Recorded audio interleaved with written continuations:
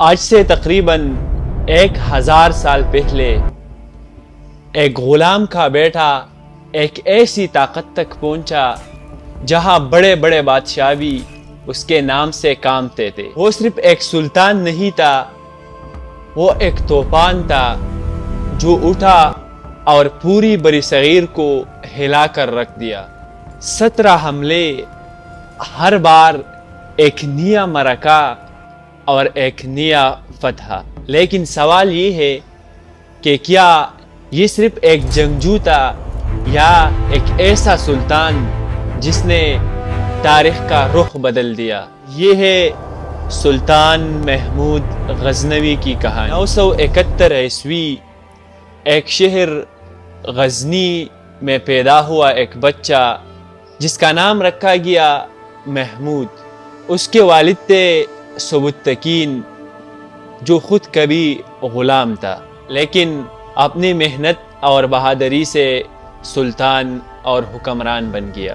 یہی ماحول تھا جہاں محمود غزنوی نے آنکھ کھولی اور بچپن سے ہی وہ عام بچوں جیسا نہیں تھا، بلکہ ایک ذہین، بہادر اور دین سے جڑا ہوا بچہ تھا۔ اسے قرآن سکھایا گیا اور حدیث سکھائی گئی، اور اس کے ساتھ ساتھ جنگی حکمت عملی بھی۔ جیسے جیسے وہ بڑا ہوا، اس نے اپنے والد کے ساتھ جنگوں میں حصہ لینا شروع کیا۔ یہاں سے اس کی شخصیت نکھرنے لگی اور لوگ سمجھنے لگے کہ یہ لڑکا آگے جا کر کچھ بڑا کرے گا۔ پھر آیا 997 عیسوی، سلطان محمود غزنوی کی والد سبکتگین کا انتقال، اور یہاں سے شروع ہوا اصل آزمائش۔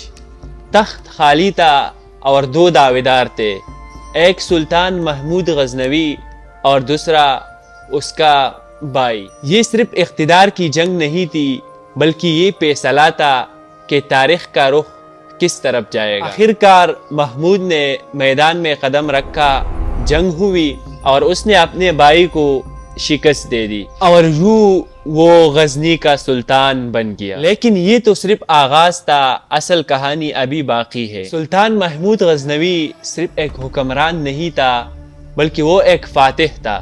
اس کی نظر صرف اقتدار پر نہیں تھی، بلکہ توسیع پر تھی۔ اس نے اپنی زندگی میں 17 بار ہندوستان پر حملہ کیا۔ اس وقت ہندوستان چھوٹی چھوٹی ریاستوں میں بٹا ہوا تھا، ہر طرف اختلاف اور کمزوری تھی۔ سلطان محمود غزنوی نے اسی موقع کو پہچانا اور حملے شروع کیے۔ ہر بار تیز رفتار حملہ، زبردست حکمت عملی اور ایک فیصلہ کن وار۔ اس کی سب سے مہم مشن سومنات کا حملہ تھی، ایک ایسا مندر جو لوگ ناقابل شکست سمجھتے تھے، جہاں بے شمار خزانے جمع تھے۔ سلطان محمود غزنوی وہاں پہنچا اور جنگ ہوئی، اور آخرکار وہ قلعہ ٹوٹ گیا۔ تاریخ میں لکھا ہے کہ وہاں سے بے شمار خزانے حاصل ہوا، لیکن بات صرف اور جنگ خزانوں کی نہیں تھی، یہ ایک پیغام تھا، عزم کا، طاقت کا اور جنگی حکمت عملی کا۔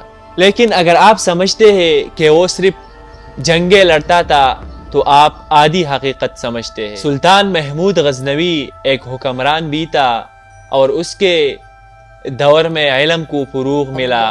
شعراء، علماء اور دانشور اس کے دربار میں موجود تھے۔ مشہور شاعر فردوسی بھی اسی دور سے تعلق رکھتے۔ اس نے مساجد بنوائے، مدرسے قائم کی اور ایک مضبوط نظام بنا دیا۔ وہ صرف تلوار کا مالک نہیں تھا، بلکہ نظام کا بھی ماہر تھا۔ لیکن ہر طاقتور انسان کا ایک دن آتا ہے۔ آخرکار 1030 عیسوی سلطان محمود غزنوی اس دنیا سے رخصت ہو گیا، ایک ایسی زندگی کے بعد کہ جو جنگ و طاقت اور فتوحات سے بری ہوئی تھی۔ وہ چلا گیا، لیکن اس کا نام ہمیشہ ہمیشہ کے لیے تاریخ میں رہ گیا۔ آج بھی سوال وہی ہے، کیا عظمت وراثت سے ملتی ہے یا انسان وہ خود محنت کر کے اپنے لیے حاصل کرتے ہیں؟